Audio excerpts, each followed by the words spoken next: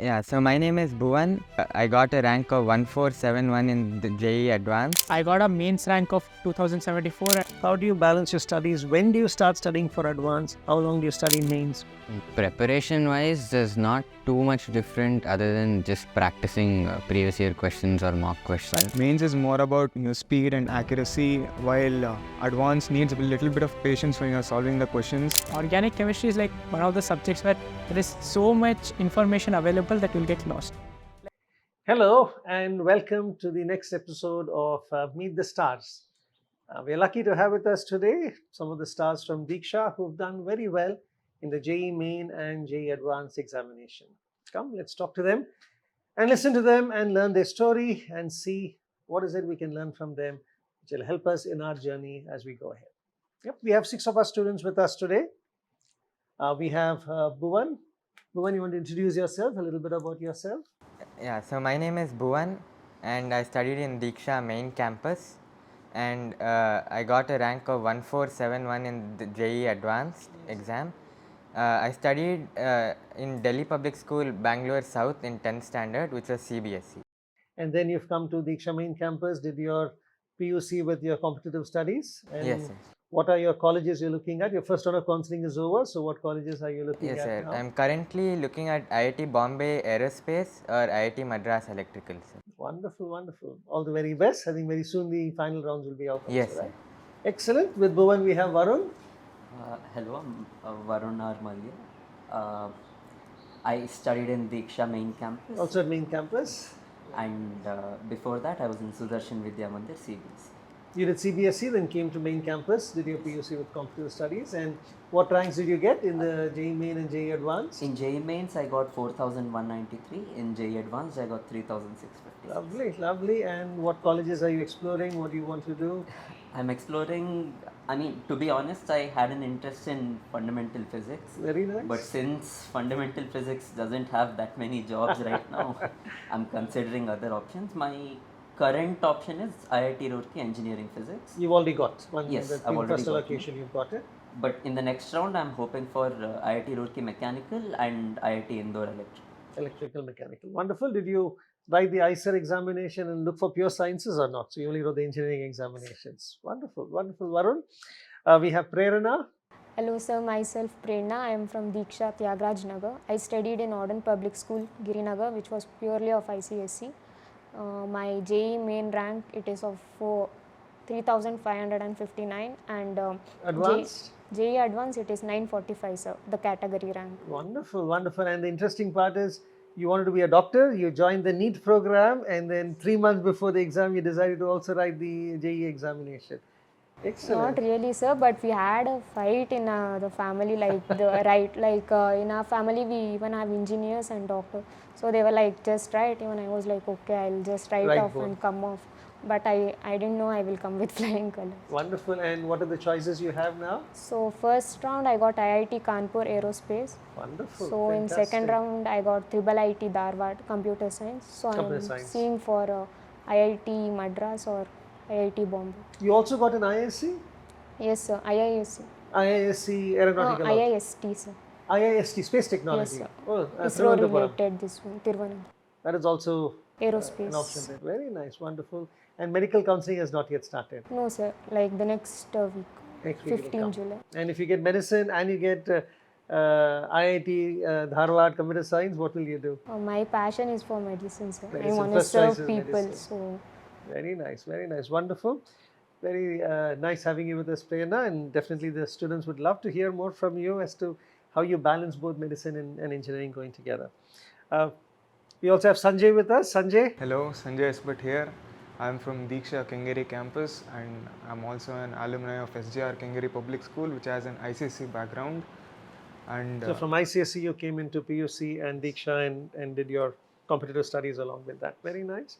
so I secured a rank of 2420 in mains and 4968 in advanced. Advanced, wonderful. And where are you planning to join? Owing to my good rank in mains, I got my first choice, which was NITK CSE. Computer Science, yes. So I'm happy with that. But IIT also you have got choices. Which all Yeah, IITs but did you get? I was getting IIT Kharagpur Aerospace, but I was not as interested in aerospace as You're I was keen in on computer coding. science. So, yeah. So Surat Colleges. Yes, wonderful, wonderful.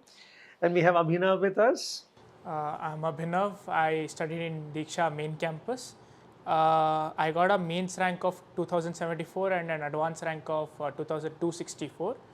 I studied in Prathana School, Prathana Central School, which is CBSE.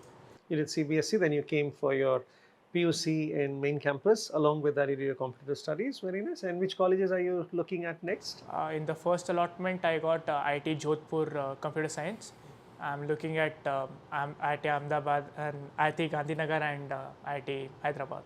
Also, and you also got BITS, I think. BITS. BITS, I got 302, but I didn't participate in the You competition. didn't go. So IIT, you're clear and sorted and going on with that. Very nice. And Nandan? Hello, I am Nandan K. Prasad. I studied in Deeksha Main campus. For 10th standard, I studied in Delhi Public School, Bangalore South. That was CBSE. So I shifted from CBSE to PU in Deeksha. And I got a mains rank of 6691 and an advanced rank of 6885. And what are your options you're exploring?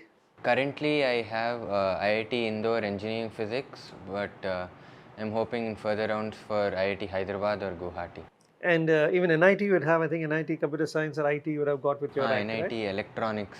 Electronics, and it'll slide, you'll get IT Computer Science. So if you get NIT, IIT Computer Science and IIT Mechanical or Chemical, what will you choose? I think I'd prefer IIT Mechanical. Go for it, go for it. Lovely choice, wonderful. Thank you for joining us. And this is a round table to share ideas and views. I'll ask you a few questions and feel free to share ideas and thoughts and anything that will help the audience listening in on this. Yes? Okay, so let's get started. First question. All of you all wrote the JEE Main and the JEE Advanced examination. You had 2 attempts of JEE Main and then you had the JEE Advanced exam. One question many students have is, sir, how do I balance between my JEE Main studies and JEE Advanced studies? When should I start studying for JEE Advanced? How do I balance the two? Are they same? Are they very different? Maybe start with that. Is there any difference between JEE Main studies and JEE Advanced studies? And if yes, how do you then balance your time between them? Yes, sir. So personally, what I would say is, in advanced, you have a more of derivation and concept-oriented approach, while in mains, you have a more formula-oriented approach. But this is only for physics and chemistry. Mathematics, mains and advanced are Very similar. Yes, very similar mathematics. So mathematics, main and advanced are very similar. Yes. And in physics and chemistry, advanced has got more newer questions that you have to go to the basics and solve, because when it's a derivation, people may get confused. Yes. It's like applying first principles and solving, whereas in mains, there's a formula, there's a pattern, it's pattern solving in mains as opposed to doing a basic new problem solution itself. Okay, good. Any other thoughts? What's the difference between JEE Main and JEE Advanced? In preparation wise, there's not too much different other than just practicing previous year questions or mock questions. Practicing the right pattern. Yeah. So the level of difficulty, number of questions, patterns are different. So practicing the patterns. But conceptually, both of them they are are covered. very similar. Yeah, both are covered. Sanjay? I think mains is more about your speed and accuracy, while advanced needs a little bit of patience when you're solving the questions, because if you just jump into the formula without reading the question properly, You'll trip up. there's a big chance you're getting it wrong. Very nice.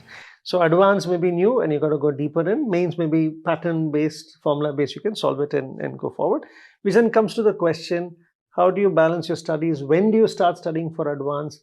How long do you study mains? What is your strategies that you all used?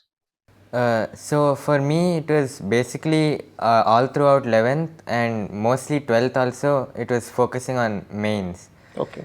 Because I feel like if you really focus on mains and get yourself up to a good level, you are also in a very good place to tackle advanced. And you started advanced studies when the revision started in PU2, the end of the second year, or when did you actually start doing advanced books and advanced problems? So that started only after the mains first attempt actually. Oh, after January, after the mains first attempt, that's when you started looking at advanced.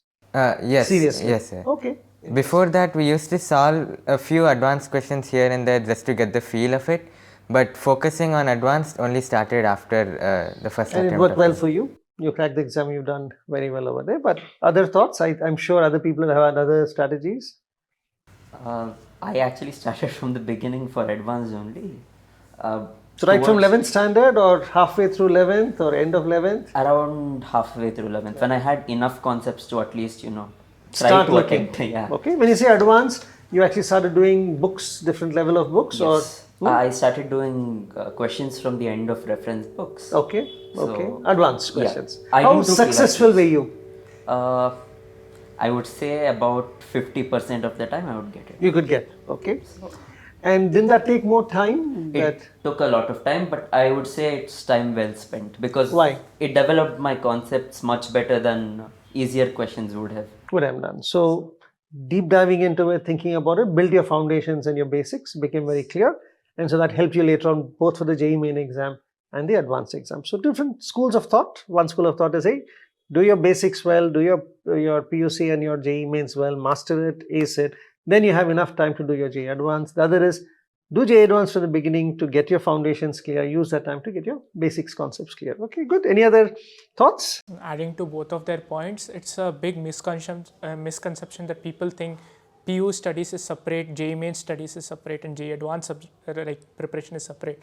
Like when people usually prepare for PU or JEE Mains, they think, oh, I have to just like memorize these many formulas, memorize these many facts.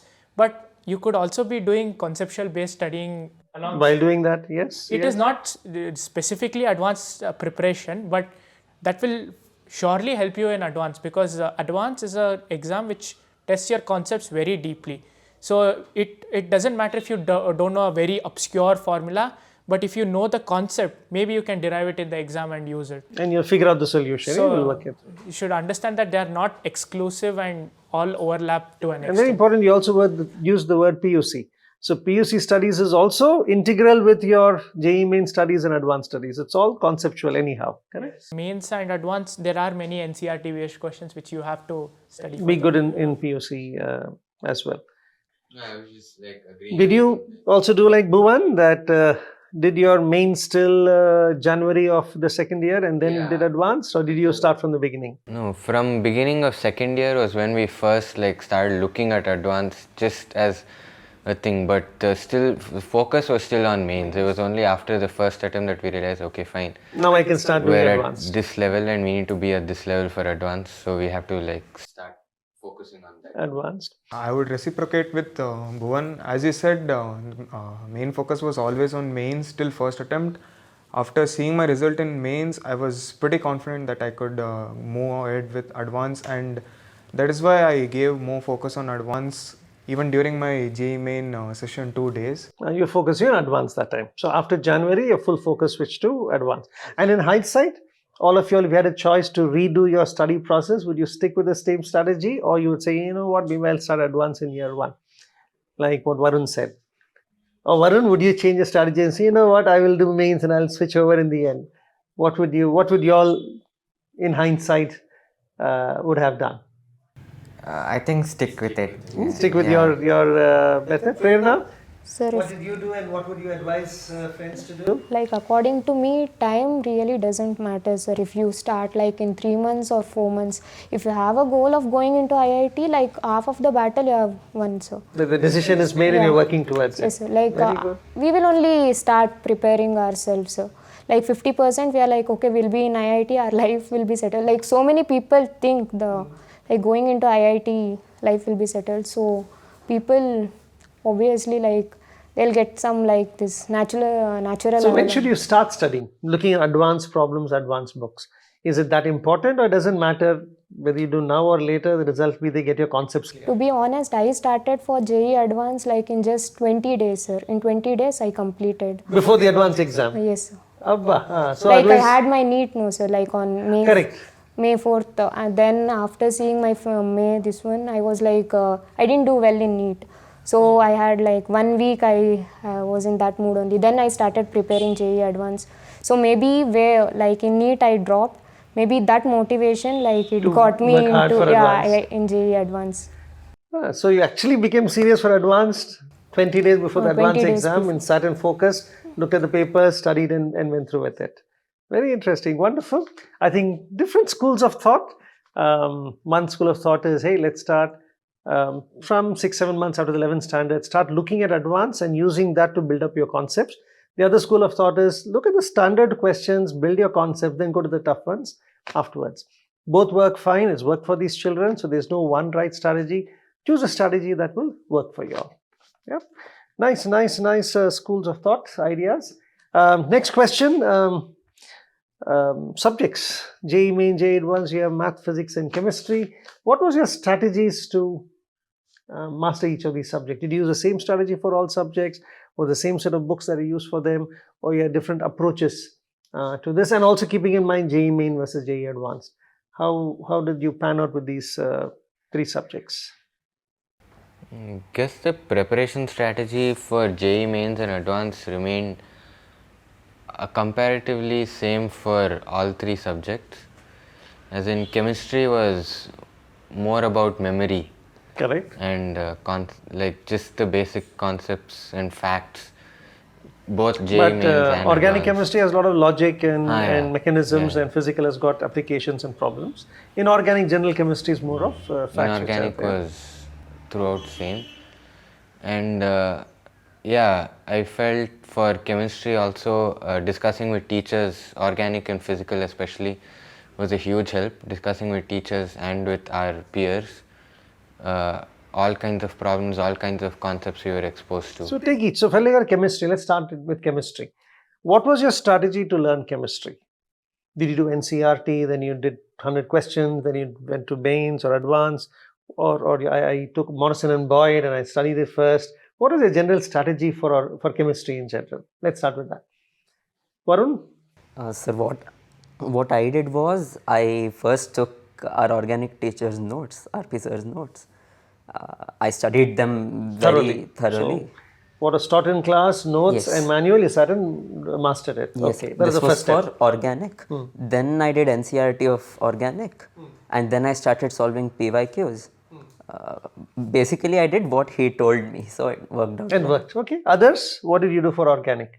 What is your approach for organic? So organic chemistry is like one of the subjects where there is so much information available that you'll get lost. Like there are so many reactions you may think you need to learn, but you don't know if you have to learn them or not. You open up Solomon's or all those like fancy reference textbooks, you'll find thousands of reactions and half of them you'll not require. So it's very important, like at least for organic chemistry, to have a very good mentor and a teacher who can guide you and tell you, okay, you have to stop This is here, what you need this to is do. what you need to do. And the best book for like chemistry in general is NCRT. Yes. Because I would say most of the mains questions come from NCRT only. So being thorough with organic chemistry or chemistry NCRT is a must, absolute must, yeah. And that is both the theory and the end of the chapter questions and the numericals which are there. Yeah, about 3-4 times reading NCRT and solving the questions is what people say is ideal. It's what we would say is ideal. How much time did you read it? I think we started pretty late, like we figured it out pretty late. But before mains we managed to do once, and for PU we did again, and just quickly we did for advanced again. So about 3 times. So at least 3 times go through the NCRT book thoroughly, at least as far as Yeah, chemistry is as concerned. early as All of you are possible. nodding your head. So I think all of you all felt NCRT chemistry is a no-brainer. You have to master it. For the notion of reading NCRT is like different among many people. So what many people do is just go through NCRT, okay, I know this line, just skim through the paragraphs. That is like a very dangerous thing to do. What you may think, okay, this is trivial, why do I need to read this paragraph, may end up as a fact-based question in JEE Mains. You may think, oh, this data is so trivial, why would I ever need to remember this? It comes in Mains. So how did you pay attention to every line? There was a very senseless point in the beginning of a chapter in NCRT. It was like how much more air does a person consume than food? Like how many times more air? Oh, it's a fact given, is yes, it? it was like 15 times. 15 times. It is the first line of last chapter in chemistry, which many people just skim over. Yeah, it came in Mains. In Mains, that is a question that came. There was also a question in Mains which was asked from a very peculiar place in the NCRT regarding, there was a question in Composition of cement. yeah, The composition of cement. and who discovered what's that? question? Froth flotation. Yeah, froth So flotation. the It was a process. Who washerwoman. is good? It was a washerwoman in 600 AD or something. There was this small paragraph given A little inside of blurb NCERT, in the blurb in the side. and it Okay. came as a mains question a couple of years ago. Ah, okay. They pick from very obscure places. So you can't skip any line. Yeah, be very thorough with every line in the NCERT, and that's organic chemistry. Inorganic is a general terror for people. It's so vast and it's so boring. You're just going to memorize it. Is NCERT enough, or do you have to go to JEE and other books? Is Yes, it sir. necessary? It's required. mains NCERT Is more than enough. Yes, Yeah. more than For advanced, JEE we did, sir. you did JEE. Did it help you? Yes, sir, it did. So inorganic chemistry became stronger for you. So doing one additional book, a fundamental book, helped you out over there for that. NCERT is a must. But after that, for advanced, JEE is important, sir. We got questions from there. From there, which is not there in the NCERT. Yes, It's sir. beyond the NCERT. And I think while doing books like JEE, we need to like keep the advanced portions in hand. Like This will be voluminous. May go outside. Yeah. so, you need to pick out. Okay, I need to do this and read stop only that. wasting time on unnecessary things, because those books have lot of unnecessary things which you don't need for advanced. It's not unnecessary, but you don't need for the advanced You don't exam. need for It's advanced. knowledge over there, but that's not necessary for your exam purposes over there. And how about physical chemistry? I think it was mostly like solving from the manuals And then practice questions. Yeah, previous year questions also. So there's no book you need to study specifically for physical, just practice. Either some reference book you take and you practice questions. Inorganic, do your NCERT very thoroughly, and then try to do one reference book very selectively so that you go deeper. Organic chemistry, NCERT is a must. And then, is it good to do a Solomon and a Morrison and Boyd, or just go practice questions is more than enough for organic chemistry? We should ask the teacher. Yes. Because, Yeah. Let the teacher mark out what you should do. Just listen to the teacher and go on. Otherwise, you can get lost. Yeah, it is again very voluminous. You can get lost over there. Okay, good. Go on to physics. What are your thoughts on physics? Initially, I finished one set of books. Like I personally did DC Pandey, but many prefer to do H.C. Verma. Sengage, H.C. Verma, D.C. Pandey, all are good books. Yeah. So I personally finished DC Pandey once, and then I moved on to harder books. Okay. So along with your lecture, your manuals, you finished, and then you did one reference book, D.C. Pandey, along with the coursework. Yeah. And then when the syllabus was done, you then switched over to the next level book. When Irido or something else you took as the next level. How about the others? Bhuvan, Nandan, Sanjay, Prerna, what did you? Sir, it is better to keep a formula book aside, sir, and keep Okay. updating it. Especially for mains. Yeah? Yes, sir, for main and even advanced. Rather than writing in just like some blue or black pen, we can make it colorful or something. Like that You'll time when we register. see, we can just get attracted You'll and we register. can see. So writing a formula book is extremely Yes, important. sir, and in even physics. making own mnemonic codes. Like not the actual one what we get in internet, but we can make our own one that will sustain in a But you'll remember. memory. It's your story, your Maybe mnemonic it code. will be funny or serious, but we can remember. You'll remember it. You'll remember it. How important was making a formula book? Yeah, I think towards the end we realized that okay, just going through the same notebook again is not working for us. So we realized that there needs to be a shorter thing to do. So that is when we actually realized that there is something called formula book, formula sheet. That And we the could formula do. book is not to read someone's formula book, but make your own formula book. Our own, yeah. You That write is it the only yourself, way. and that becomes your compilation of shortcuts, formulas, tricks that will register for you. Otherwise, it's not as helpful if you take someone else's. It's of no use taking someone else's book. Yeah, you gloss over it. Yeah, but making your own, writing your own, definitely is very helpful. So, physics. Did you do any other book extra? I did H.C. Verma for many chapters, but yeah, mostly physics is about understanding the concept more. So your notes coupled with whatever manual questions you have, the previous year questions, and then you have the other like books like H.C. Verma. You have a lot of exercise questions. I think doing all those will help a lot. You had time to balance the two. Yes. You were able to actually do your manuals and also do one reference book. You were able to do that. Yeah, and physics that way, you get the concept, you Yes. go through. Book 1 or book 2 does make a difference. And in Irido, how many of you actually looked at Irido and did it? No one over here? I think A few. Yes, you sir. didn't actually. Most of it, whatever our teacher gave, which was from Irido, only those. They we picked and gave you. Yes, Rather yes. than doing everything, they select questions that you Yes. had to do. from there. I had done Cengage for select a few chapters. So that had a lot of questions. Questions over there. How about mathematics? What is the strategy for studying mathematics?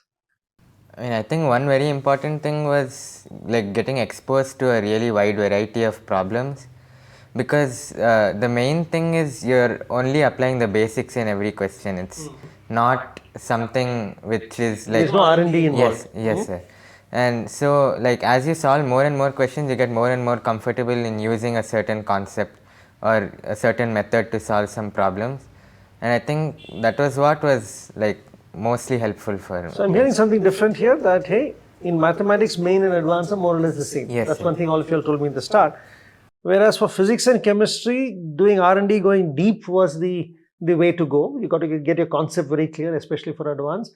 But you're saying for mathematics, the depth is not that critical as being exposed to many more varieties. So seeing more questions, trying more questions, getting more patterns, and building up your little collection of shortcuts and patterns is much more critical than actually going and deep diving into questions, you're saying. There is only a certain depth that is required or that they give. In maths. It's But they say just- maths is the toughest paper, right, generally? That's because of all the different kinds of concepts they mix together in one question. So it's like spread across all kinds of mathematics you learn. So which is why it's important to do as many questions as possible rather So than... you've seen these patterns, you've Yeah. seen them, there's no surprise awaiting you.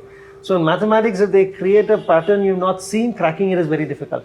Physics, you can apply your basics and go down and solve it. But math, if you've not seen it, you can't solve it. So go see as many more. Yeah. Okay, that's very, very interesting. Nice. Yes, Sanjay? The length of the question makes it harder. The reading the question itself? No, sometimes there are questions which involve so many concepts that the Across question might chapters. be like maybe 2 or 3 sentences long.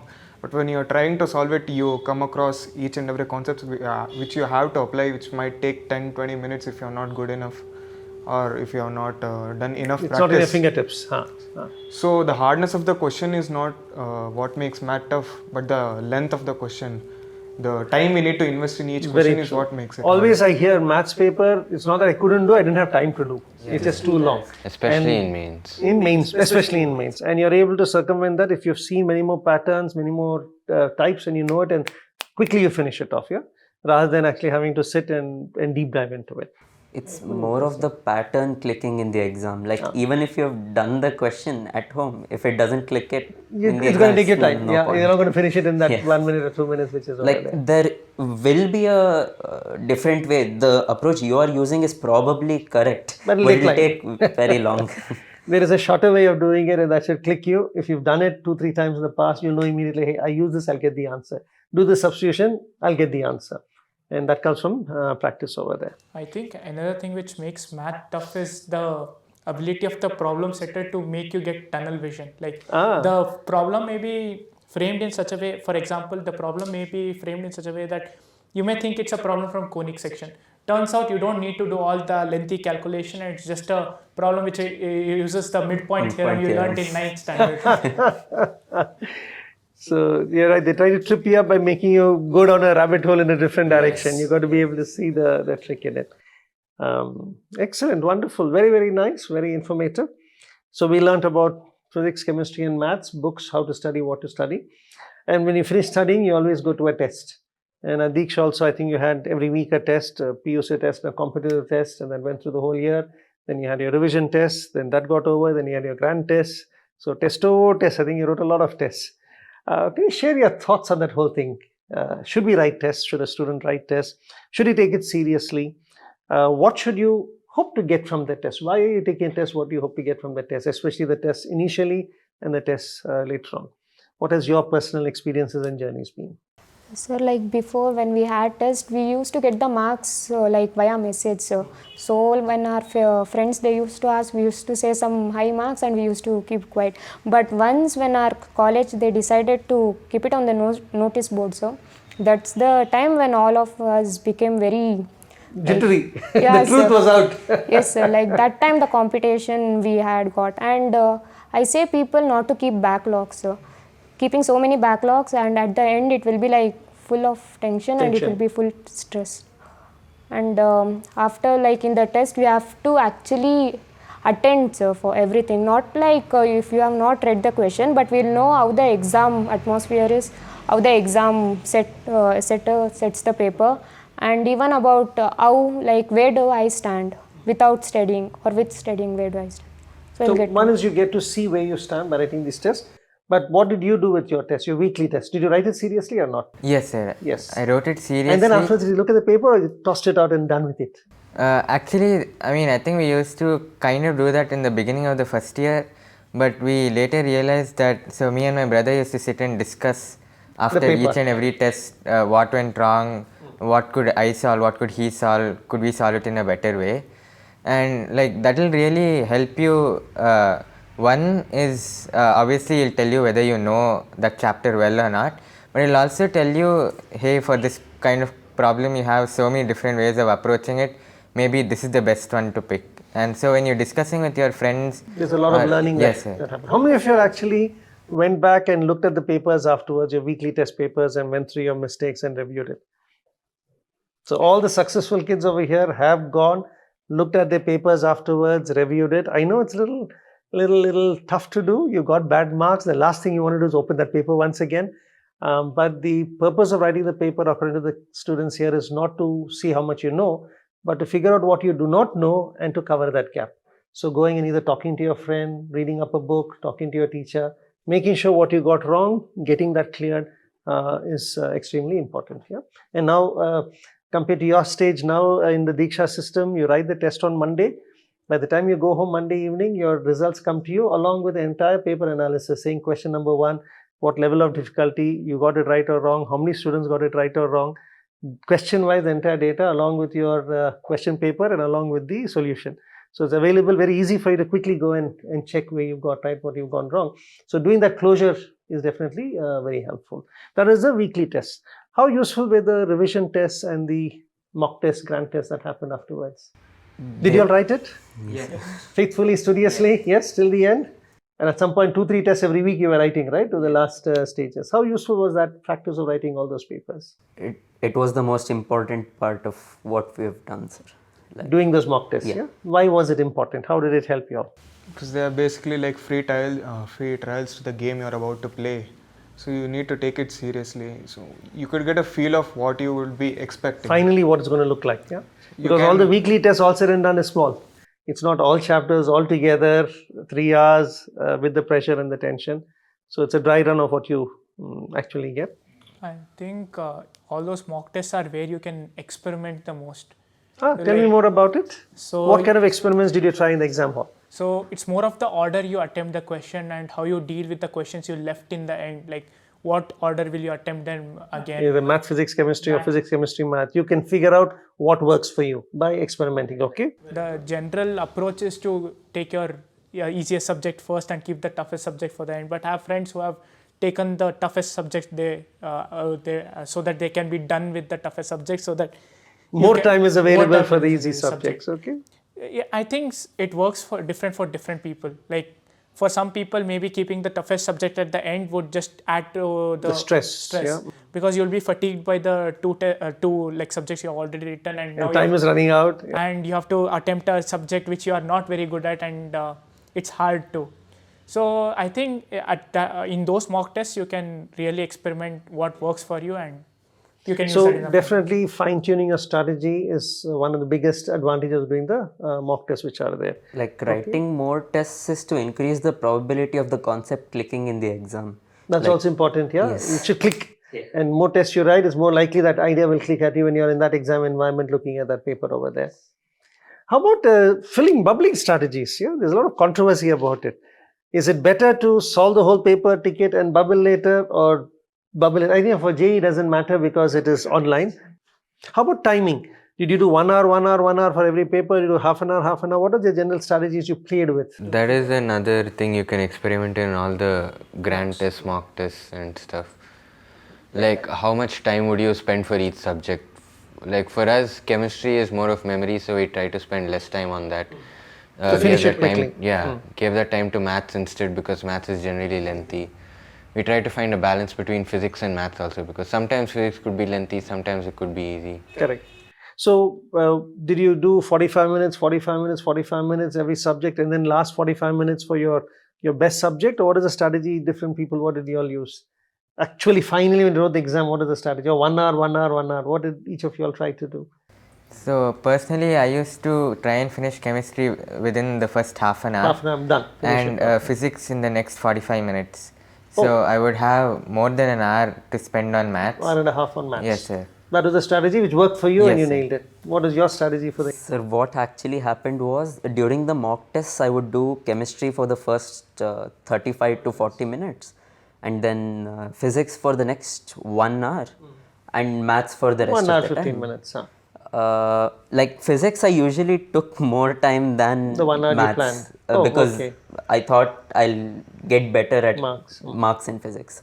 So that was my usual strategy during the mocks. But in the actual exam, what happened was in the first paper, I got scared whether I had cleared the maths cutoff or not. But I fortunately had, but I didn't know at that time. So for the second paper, I had to change my strategy to do maths first and So you took the toughest subject first. Yeah. Karina, what did you do? So rather than doing that, I divided my paper in like 3 groups, sir. Easy, moderate, difficult. Every question. Yes, sir. Okay, Like as you scanned it, you knew. Okay, yeah, 45 questions I used to attend like in one shot. Easy I used to do first. Then I used to gain confidence, and then I was like, okay, I'll do the moderate one. Then I used to go to the difficult. So when you looked at the question, it was difficult, you waited. You said, I'm not going to do it now. I'll I'll come do it back in the later. lab. Mark it and you'll go back. And it was easy, definitely you'll finish Yeah, it I'll off. do it. Very nice. How many of you have tried that strategy? Scanning through, finishing of the easy Yes. questions across the subjects. We used to do it subject-wise. Subject-wise, okay. So you take maths, finish off all the easy question in maths. But I've given myself 1 hour, then go back into the moderate questions. Okay, wonderful. Any other strategies you all used in your exam itself? So, physics and maths are obviously the more physical demanding subjects of the three. So, what I used to do was I dedicated the first hour of the exam to physics because I felt good doing physics. So you felt confident at the end of it, yeah? Felt nice, okay? So Gave you it josh. drove me during the exam because I was particularly good in physics. I used to do that for 1 hour, and I used to move on to chemistry next for the 30 minutes because it Finish felt it like a quickly. buffer zone where I could relax and I And could then prepare myself mentally for math. Very Because, interesting strategy. Doing chemistry in the beginning would empty your relaxation period in the exam, and you had to prepare yourself to be more physically restrained because physics and math. Physics and maths is intense mentally. So you said do physics and you enjoyed it, do well, get a josh. Then relax by doing chemistry in half an hour, then go back 1.5 hours and do math again. Very nice, interesting strategies. How about the exam itself, the exam center itself, managing the exam, during the exam, the tension of the exam, the stresses and all? Any tips you have for the children? that gets cleared off in first attempt of mains. You know the reality when you go through it, yeah? So till then all kinds of learnings happen, but by the actual, when you go write the JEE Main attempt over there, you know this is what it is. By the next time you're very comfortable and clear with it. But any tips that someone would have told you would have worked good for you? Any things that you all can think about? Or the exam center itself? Going early, meditating before the exam. Yeah, going early is definitely something everyone should try for. 1 hour early, 2 hours early, 3 hours early. How much early? Generally tried 1 hour early. Yes, sir. 1 to 1.5 hours. Sir. Be in the exam center gate, 1.5 Yes, hours early. Okay.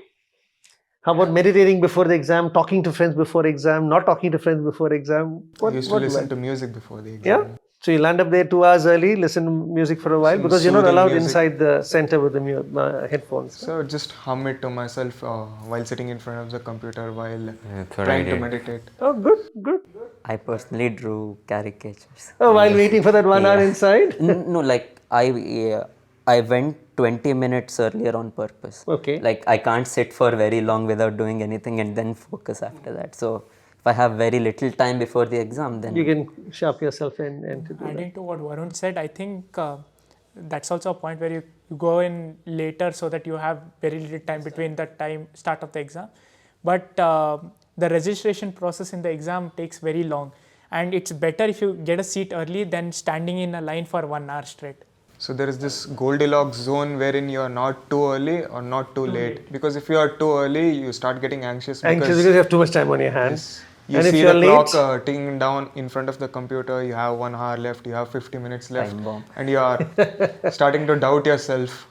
So that happens when you're too that early. is too early. If you're late, If you're too late, because as he said, there's this biometric verification process going on in the center, and sometimes the server goes down, so which adds to your anxiety. when you're because standing in already- line waiting to get clear and time is running out, you start getting more anxious. What will happen? What will happen? So I used to get to the center 1 hour earlier, and we used to get in 30 minutes earlier. So by the time all the processes are done, I would sit in front of my computer 15 minutes before. That's sweet. 15 to 30 minutes is ideal. You can then get through. So 1 hour early is a must. Yeah? If you go 1.5 hour early, half an hour listen to music, chill, relax, and then 1 hour before go to the gate, so you'll finish the biometric quickly and get inside.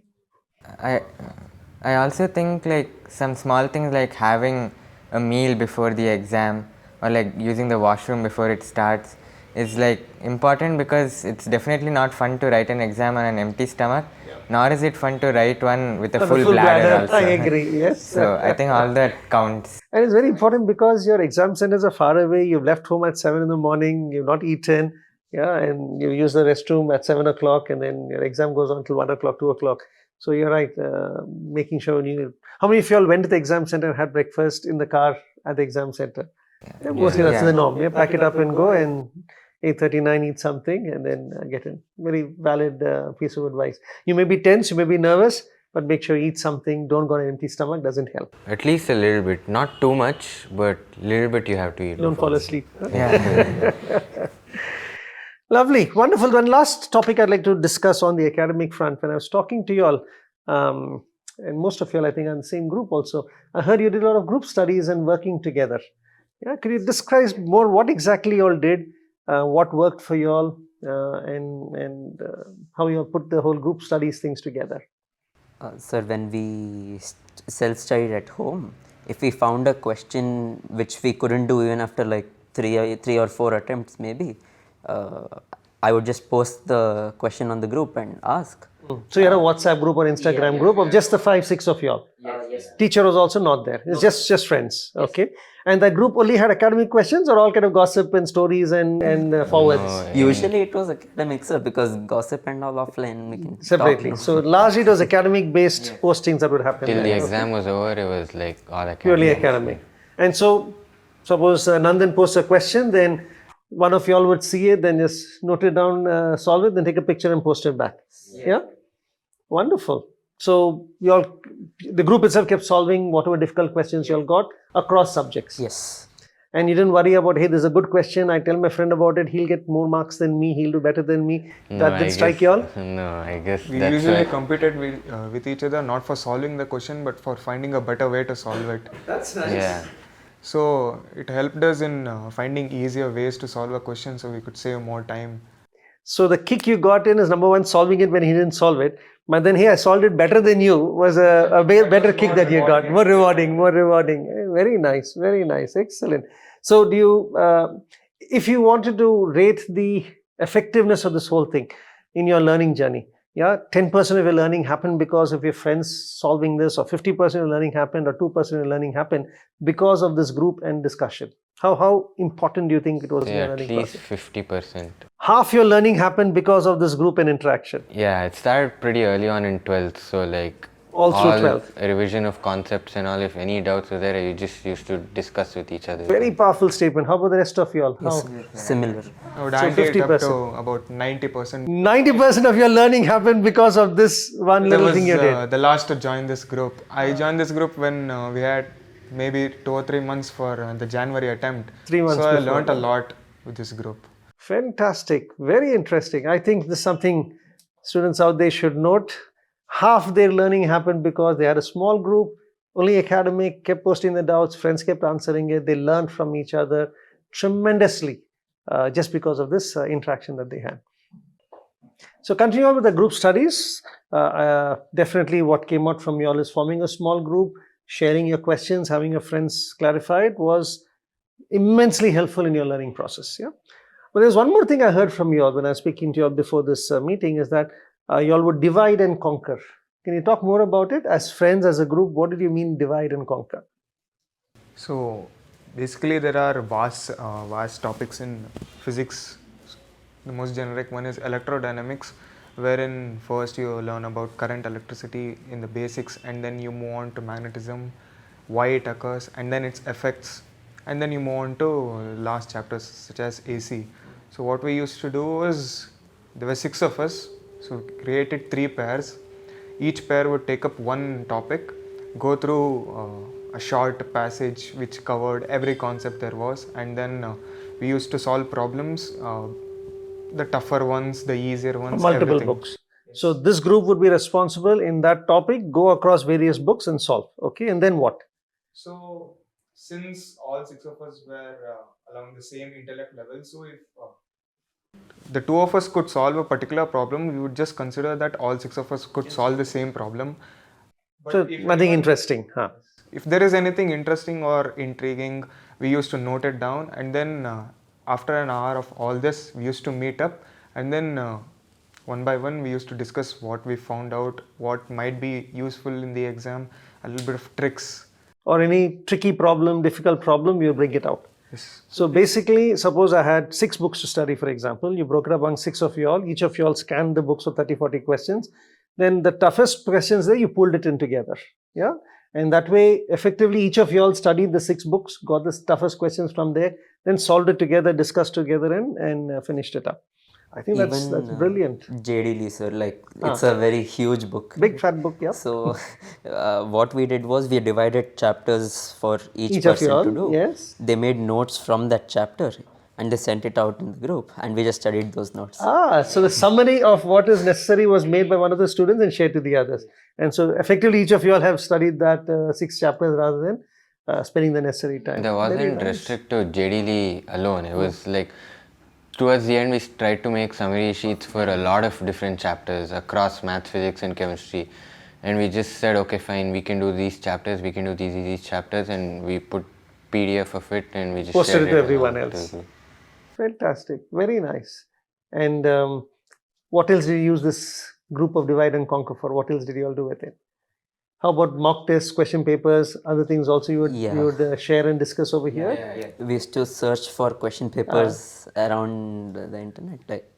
And so whatever you find, post it over here. Everyone Yes. can use it, and Whatever we are subscribed to, like online. each of you all have essays your and own set of subscriptions. So We would pull send it everything out. and putting it over. Especially some mock tests for advanced, whenever we used to write in Deeksha, we used to get together and while reviewing that, instead of what we did for weekly tests and just review it by ourselves or maybe 2 of us, we used to sit together and go through question by question and see who got what wrong and discuss there.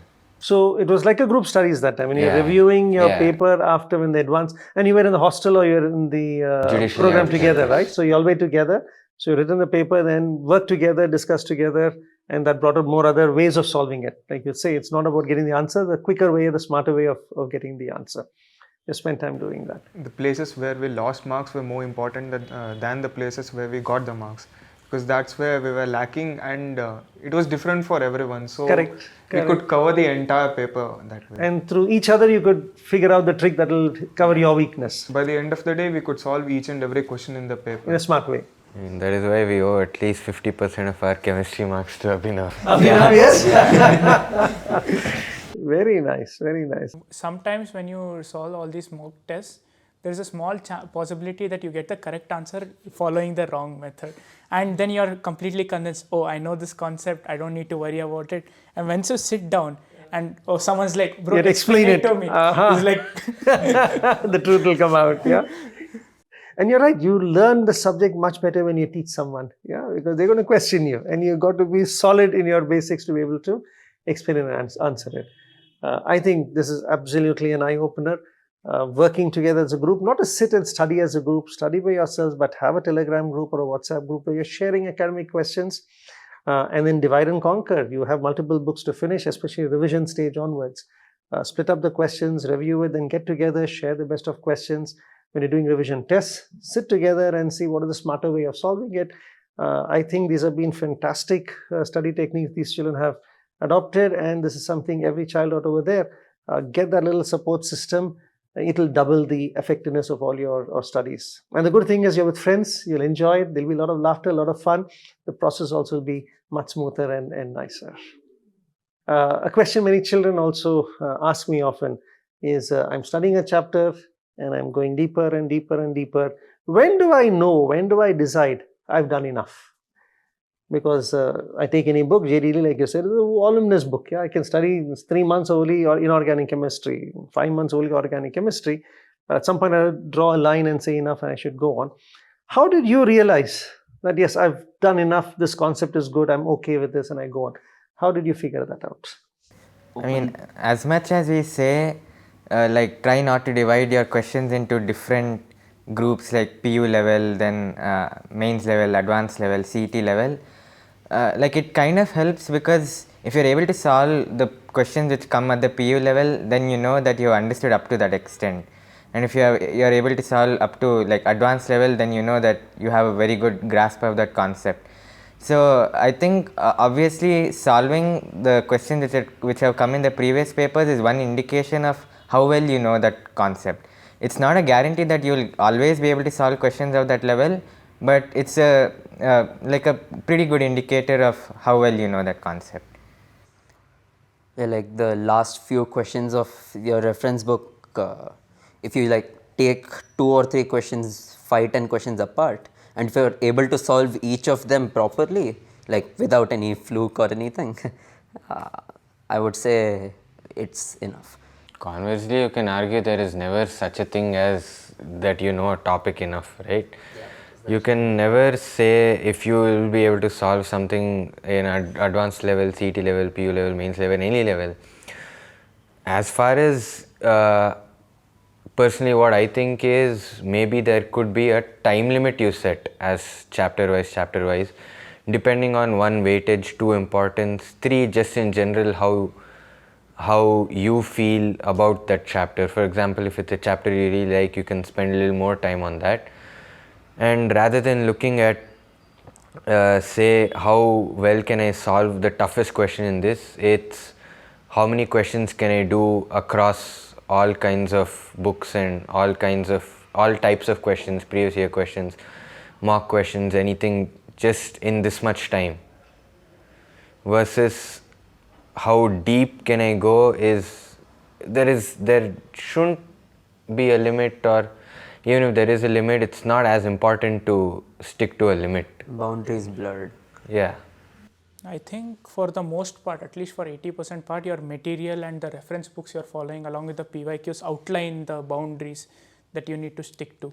You can never be 100% sure because okay, next year advanced maybe some new topic comes up which was not there in any reference book. But for the most part, you know, okay, this is the area I'm restricted to. Maybe I can cross the boundary a little bit, do a little more studying.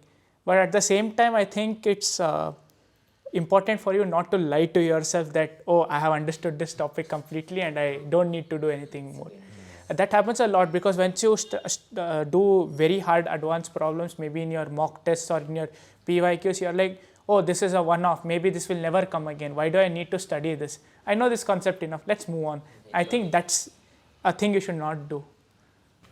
Yeah, there's a certain saturation point where after which the hardness gets so much that you start convincing yourself that okay, fine, there is no way such a question is coming in advance, because you never know what the paper setter's mentality is. So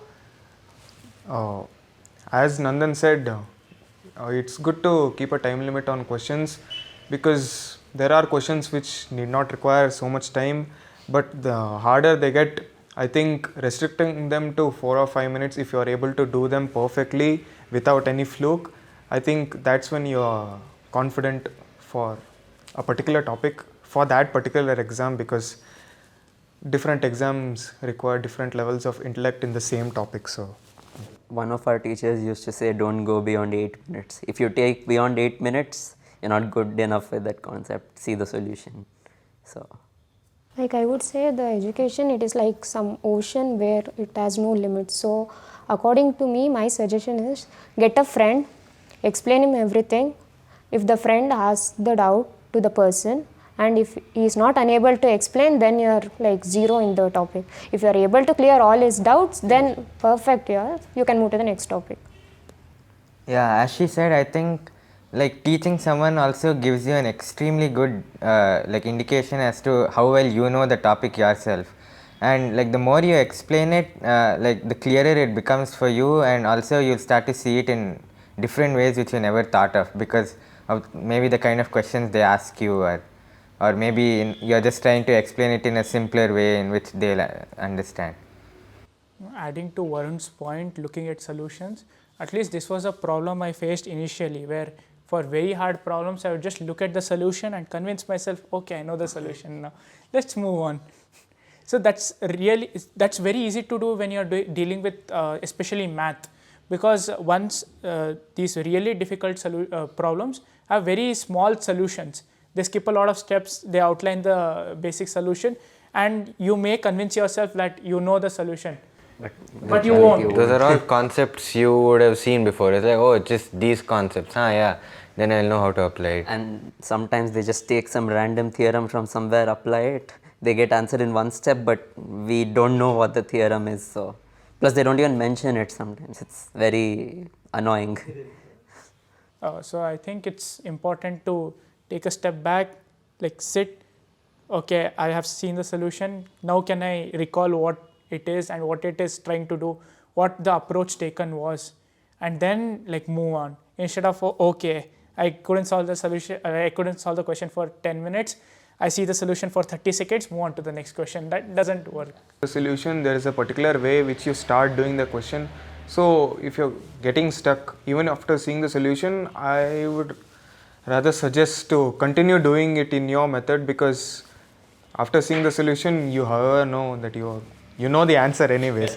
So you try to arrive at it by using your method, which will make you confident in the method you are using, and it will also give you a practice on how fast you can get doing the same method, because exploring new methods will be really helpful. And looking at the same problem solution in various places is also good, because like nowadays we search for solutions on the internet only, right? So if you find the solution in one website and you search for it in like 2-3 more websites, they'll all have different approaches. Like if the problem is very famous, then it's better to learn a lot of those approaches, like rather than sticking to one approach and thinking, oh, I'm done. Like looking at many more approaches is way better. Another thing is, if you are going with one approach but you're not getting it, you can just try looking at the first part of the solution and trying to build from there, from your own concept. And then as you keep trying different things, you can start looking little more of the solution to see what direction they are going in, and seeing how you can think of that and how you can start thinking on your own. Maybe you'll get the next part of the solution correct. I mean, you should understand the solution in such a way that if you encounter a similar type of problem again, you should be able to at least get the initial approach to it, because the most frustrating thing is you have solved that problem and you encounter it again and you get stuck again even after seeing the solution. Yes. That is very frustrating, and it doesn't matter if you spend 4 more minutes on looking at the solution and understanding it. That is way better than encountering it again, spending more time, getting frustrated, doing the same thing. Loosely connected, I'd say that one, like a little bit similar to that, one thing where you can say at least to a certain good level you know some 2-3 concepts is if you're able to figure out similarities between questions you weren't able to before using these same concepts. Then you can say, yeah, that okay, fine, now I know that these concepts can be applied in these 2 ways that I hadn't thought of before, connecting to different questions or 2 different other problems. Adding on to what he said, like I think that ability to connect different questions mostly comes from like really identifying and understanding the fundamental principles used in different approaches, rather than like trying to memorize, oh, these are the steps I need to do to solve this kind of question, these are the steps they are using to solve this is faster, so I'll just memorize those steps. I think that will be more counterproductive than helpful, because you're not really understanding what they're doing and like the basic concepts which are being used. Like in the beginning you might not be able to solve the hardest of questions, but it's fine to look at the solutions then. But once you have solved about 30-40 questions, like looking at the solutions, you can start attempting them on your own, and it will be easier than what it was initially, because you will be familiar with a lot of topics those particular set of questions deal with. Like in a chapter, for example, there are 50 questions, you attempt 20 of them by looking at the solution, like without even thinking, like even for a bit.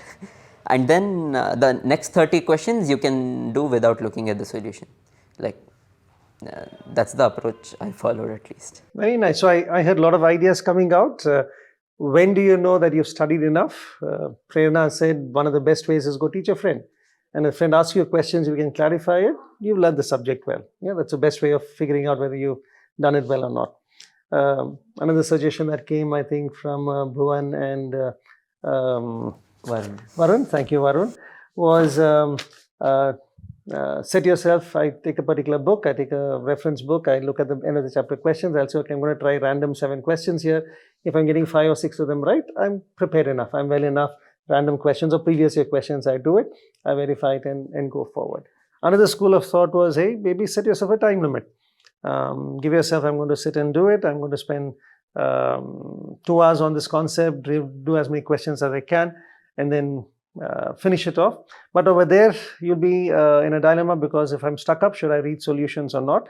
And the point is, it's perfectly okay to read solution, but read solution to learn tricks from it and verify whether you've learned it or not by solving another question that you've not seen the solution of. So you do 20 questions by seeing solutions.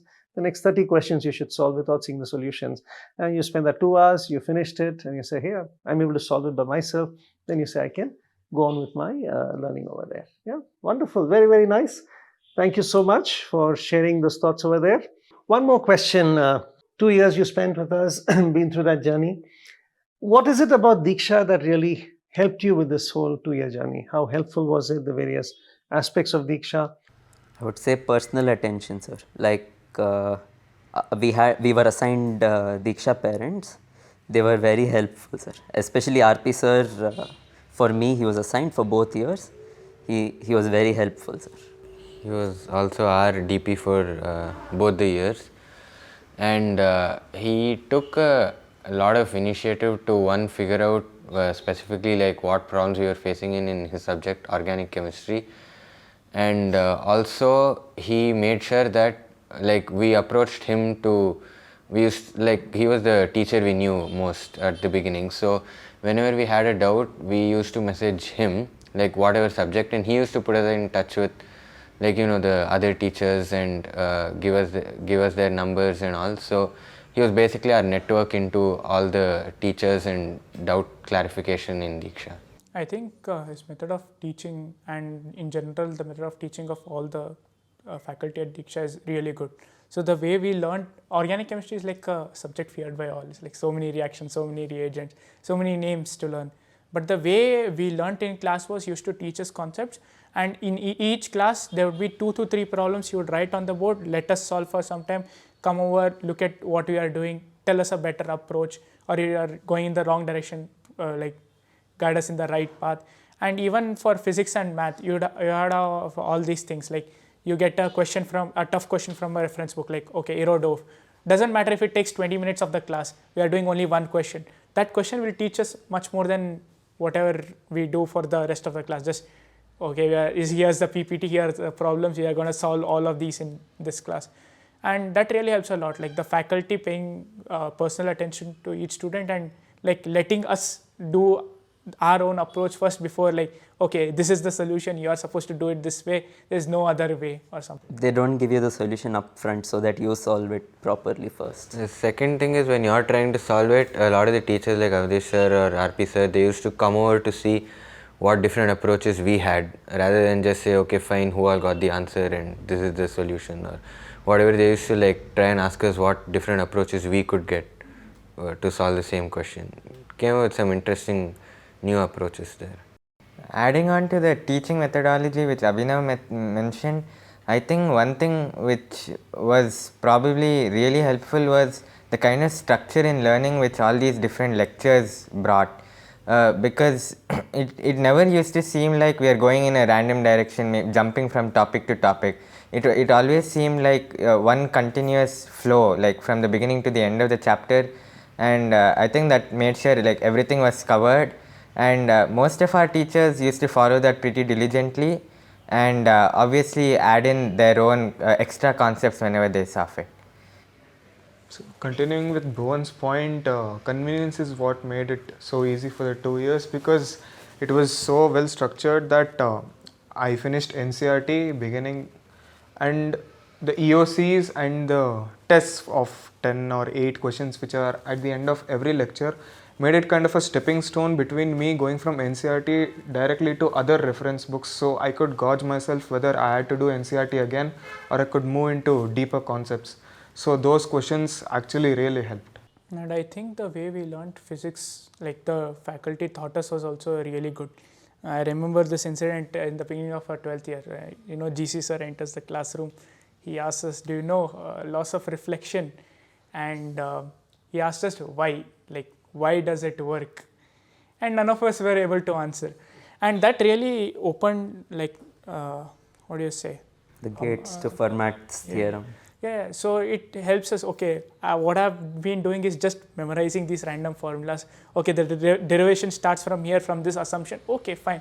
I mean, that allowed us to question everything and not directly accept everything that was presented in front of us.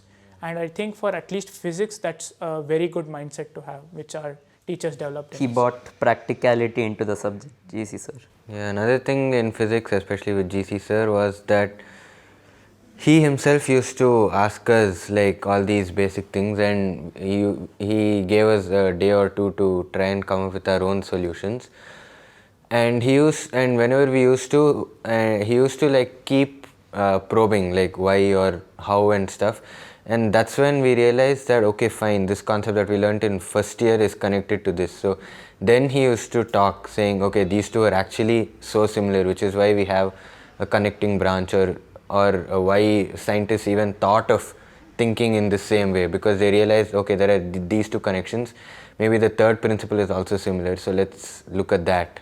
The analogs he created between different branches of physics is what made it more interesting to learn. So it also made it easier to apply, because if we knew a certain topic, we could find other topics which are analogous to it. For example, rectilinear motion and rotational motion.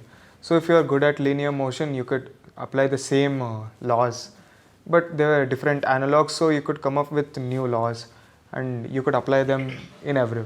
Yeah, a lot of the formulae I memorized in first year, I couldn't remember some formula in second year, but then I'd be like, okay, wait a minute, these two are analogous, so just go back to the first year formula and see how I can apply it the same way. That was extremely helpful. We had Avdesh sir as the faculty for the whole year in first year for physics, and he used to take the electrostatics part for second year.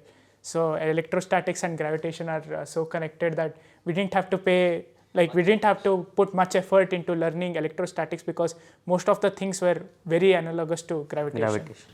And this whole bringing application into the learning of the subject and concepts, I think was also illustrated really well by Sandana ma'am, who used to teach us chemistry. And so we had a chapter called equilibrium, and we also used to go to the lab and do salt analysis. For us, I think for most people, salt analysis was just take a test tube, put the salt solution, put a bunch of chemicals, see a color change, and hopefully that's the correct result. But then what she really taught was, when we put these chemicals, there's this kind of equilibrium which is established, and when it goes beyond a certain threshold, we see this color change. So this is why you are using these chemicals to do this.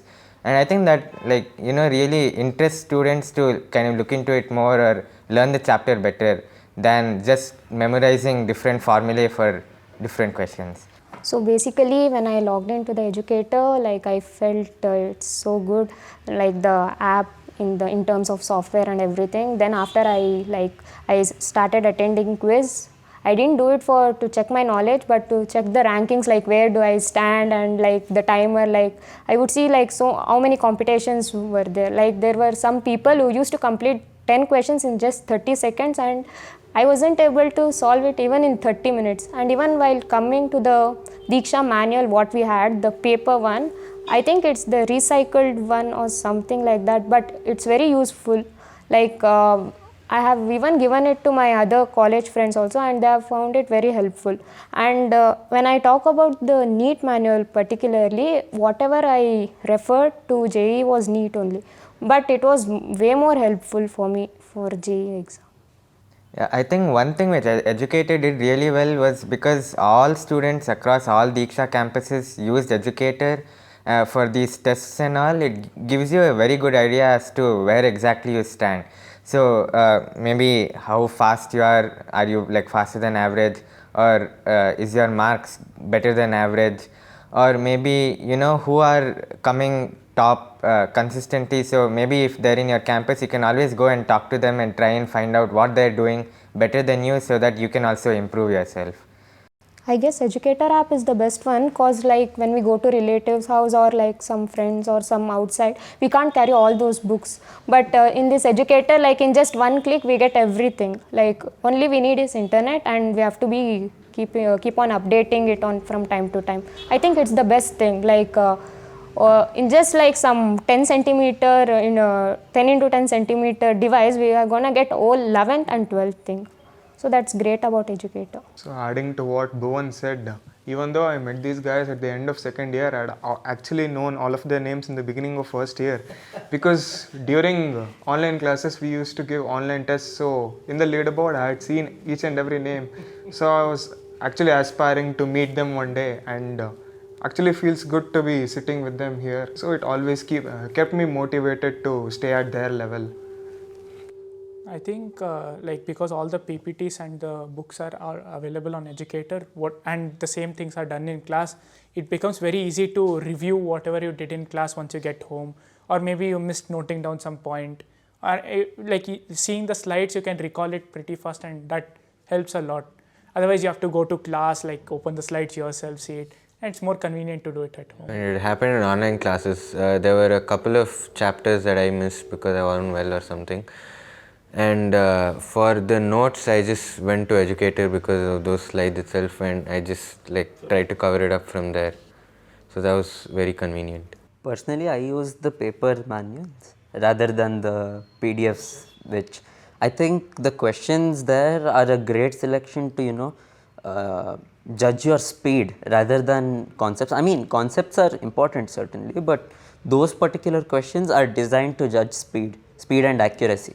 So I would like blitz through, an EOC or something and check if I'm fast enough. So I think that is very important. Yeah, in 12th especially, near the revision time, I guess all of us switched to doing the paper manuals they gave, the JEE revision manuals. And those had some really good questions. I felt, at least for us, that was when we began going a lot more to teachers themselves and just sitting down and saying, sir, we have this, ma'am, we have this problem, can you help us? And sitting and discussing from those was a big part of the revision program we underwent. Even in the Educator, we have a section called doubt section, where some like other campus teachers, they answer to it. Like they are so qualified that they answer it to the point. And sometimes like after getting my answer, I like in curiosity, I used to see even other people like what kind of question they used to ask. Like in curiosity, I even used to gain knowledge like what is the answer for everything. So even that is good. Like 24/7, we can be stay connected with the teacher. I think one more thing which was really helpful was after each lecture we had 8 to 10 questions, and like if like a person actually sits and practices those every day, goes along with what the teacher is teaching, whatever is being taught is like being cemented in your mind because of what you're actually solving on your own, and it's not what is only being solved in class, because only when you solve questions on your own every day you get that like you set a rhythm for yourself and concept starts to get clearer in your mind, and that lecture wise division and questions in each lecture also were really helpful. I think all the questions within the chapters, like we were supposed to do it right after the chapters. I think that helped me set a rhythm for to continue studying throughout the 2 years. So that is also there. Like as he said, the questions what were there like after every topic, it was like the self test, like we could know where we are standing in this one. If we are getting like some 4 out of 10, then again we can go and review there. But if we are getting like 7 or 8, yeah, we are perfect, we can go to the next topic. Attending those questions made sure that we had no backlog and we could move ahead to the next topic the next day, start afresh without the guilt that I couldn't do it last. I don't know if I'm confident enough in the last topic I studied, because if you've already tested yourself, you know where you stand, so you know what to practice before moving on to the next topic. So that helped a lot. And I gave a very good structure to your whole study. You know how much to study, when to study, and I made it bite size. That's the biggest thing. It's small, systematic, finish it, just stay on par with it. It gives you the rhythm. Yeah, it goes on. First like year we had our major weekly tests and the term tests also on educator only, and the interface was pretty good, and it was very similar to what we'll get in JEE Mains, at least as far as the options are concerned. Like you can mark for review, you can skip the question, and it's similar to the CBT you will take at the actual like JEE Mains or JEE Advanced exam, and the analytics you get at the end are also pretty good. So in terms of test analysis, I think the educator will be like much more like efficient than actually writing pen and paper tests, because you have to search through what you went wrong, and educator just tells gives it you out. immediately which are your Filter off reds the and your questions which- solutions, pops it up immediately. Very nice. Maybe one last question, if I could ask you all. All of you all have come from various backgrounds, boards, largely CBSE and ICSE. Show of hands. How many are CBSE here? 1, 2, 3, 4, and 2 are ICSE. Yeah, big decision. Many students in 10th have that doubt. Should I shift to a PUC board or not? It's different. Big decision. You all have done it, and I'm assuming all of you are very happy with your decision, because you're all sitting here very successful today. Could you share your thoughts on it? Yeah. I mean, personally, I feel like this integrated portion is possibly the biggest advantage. Okay, there is obviously a slight matter of some people saying PUC is easier, which it may be, definitely, but I feel the integrated portion is extremely helpful, because we have a couple of friends who still took CBSE, and one thing that really drained them was the shift between CBSE and then traveling 1 hour or so to the coaching center and staying there till like 8 o'clock and then reaching home, after which they still had to try and study for 3-4 hours to finish coaching center homework plus PU homework plus their CBSE homework. So for us, because it was all just joint in just one campus, And you got home early. could finish all homework, could do our own studies, which is extremely crucial. And I think PU being slightly on the easier side is not necessarily a bad thing, because it just gives you more time to focus on the competitive part So of PU is it. actually easy. You don't have to worry about it. Getting marks is fairly simple. And also like no like extra projects or like activities which you probably have to do in CBSE, like all that is not there in PU, so it's more focusing on studies rather than like It gives you more yeah. time to study. Continuing his point, from a CBSE and ICC background, we are conditioned to meet tougher expectations, to solve tougher questions. So when it comes to PU, it's all easy. So we could devote our time to. You look forward to doing the JEE and the NEET material. So if we had continued the CBSE or ICSE part, as Nandan said, not only did we have to cope up with the same syllabus which we had in school, but we had to do extra things as well, which was not in the same campus. So that was a huge time. I think it even PU being easier helps in other exams other than JEE Mains and Advanced, like CET, Correct. where you have 50% of board marks. Certainly the board exams being easier will give you an edge over other students. Like it's good to show hundreds in your marks card at the end of everywhere. it all. Yeah. I mean, one, the questions in PU are slightly easier. Two, I also feel the marking in PU is a bit more lenient than CBSE exam marking. There is a set pattern. You put those keywords, you'll get your marks. Yeah. You know what you have to write to get the marks. And the questions repeat a lot of times, so that is Like also if an we advantage. if we work out last previous 10 years paper, that's more enough. Like I did the same thing, like board preparatory I wasn't able to attend cause of JEE Main, I guess all of them. So directly I sat for the board exam. I didn't even know the pattern. Like when I saw the paper, I was like MCQ was there. I just solved this sample paper what they had given, and just 5 years papers. That was more sufficient for If me. you don't mind sharing your marks, what marks did you all get, Prerna? Like my overall this On 1% 600? is Percentage? like PCMB I got 96. 96%. Wonderful. Physics, chemistry, maths and Sanskrit I got 100. 400s while studying JEE Main, JEE Advanced and going on with it all. And computer science I got 99. and English I got 85. That's because of my handwriting. I got an aggregate of 97%. Including languages? Yes. Because that's a fear people have. No, can I get marks in languages? Not an issue. 97% aggregate in 12th board exams. I got 585 on 600. That'll be 96 and a, 96, 97. 96, I think, 96 and a half percent. I got 588.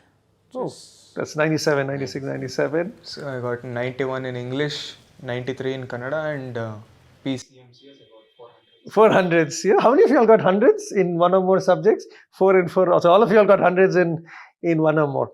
And did you actually have to study very hard for this to get PSC marks, or along with your competitive it just happened? Yes. Just hard to study for CS and a language a little bit. So that's a very big statement that you really didn't have to work much more for the boards. It happened along with your core studies. I mean, the teachers give you the keywords while you're learning, so it's just. For PU, you need this, be aware Yeah. of it.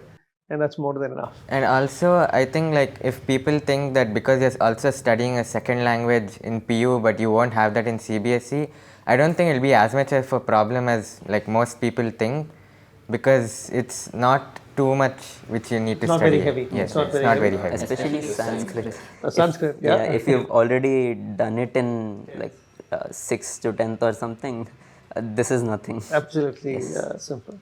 Very powerful statement that all of you all could, I would say, ace the board examinations. You know, not 580, 590s, and without actually doing too much. Yeah, it's very easy to score. There's a pattern. There's a set of questions. Very easy to do it, and it seamlessly goes along with your competitive studies. Yeah, wonderful.